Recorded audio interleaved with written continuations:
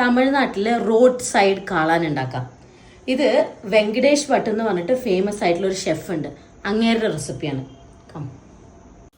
അപ്പോൾ കാളാൻ എന്ന് പറഞ്ഞാൽ മഷ്റൂമാണ്. ആദ്യം തന്നെ കുറച്ച് മഷ്റൂം എടുക്കുക, പിന്നെ ഈക്വൽ എമൗണ്ടിൽ ക്യാബേജും കൂടി എടുക്കണം. പാത്രം തികയാത്തതുകൊണ്ട് വേറെ പാത്രത്തിലാക്കിയതാണ്. പിന്നെ ഒരു 4 ടേബിൾ സ്പൂണോളം മൈദ ആഡ് ചെയ്തു.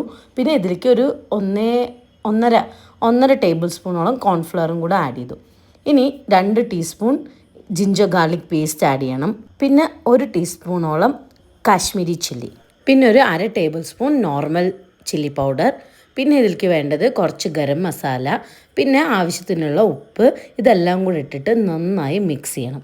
ഇതിൽ വെള്ളമൊന്നും ആഡ് ചെയ്യേണ്ട ആവശ്യമില്ല, കാരണം ഈ ക്യാബേജൊന്നും മഷ്റൂമൊന്നും നമ്മളിങ്ങനെ കുഴയ്ക്കുമ്പോൾ തന്നെ നല്ലോണം വെള്ളം ഇറങ്ങും. ഇങ്ങനത്തെ ഒരു ടെക്സ്ചറിലായിരിക്കണം. അപ്പോൾ മഞ്ഞൾപ്പൊടി ഇടാൻ ഞാൻ മറന്നുപോയി. പിന്നെ അവസാനം കുറച്ച് മഞ്ഞൾപ്പൊടിയും കൂടെ ഇട്ടിട്ട് മിക്സ് ചെയ്ത് വെച്ചു. എന്നിട്ട് നമുക്ക് നല്ല തിളച്ച എണ്ണയിലോട്ട് കുറേശ്ശെ ഇട്ടിട്ട് വറുത്ത് കോരിയെടുക്കാം.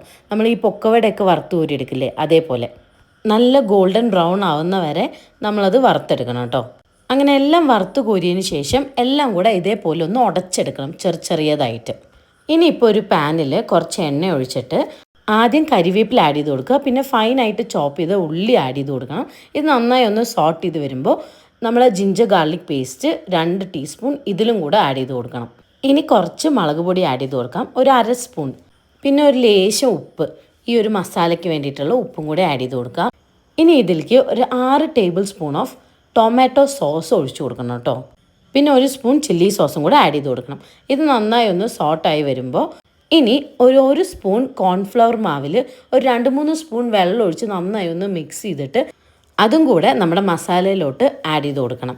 ഇനി ഇതൊന്ന് നന്നായി മിക്സ് ചെയ്തതിന് ശേഷം നമ്മൾ വറുത്ത് വെച്ചിരിക്കുന്ന മഷ്റൂമും ക്യാബേജും ഇല്ലേ, അത് ഇതിലേക്ക് ആഡ് ചെയ്ത് കൊടുക്കാം.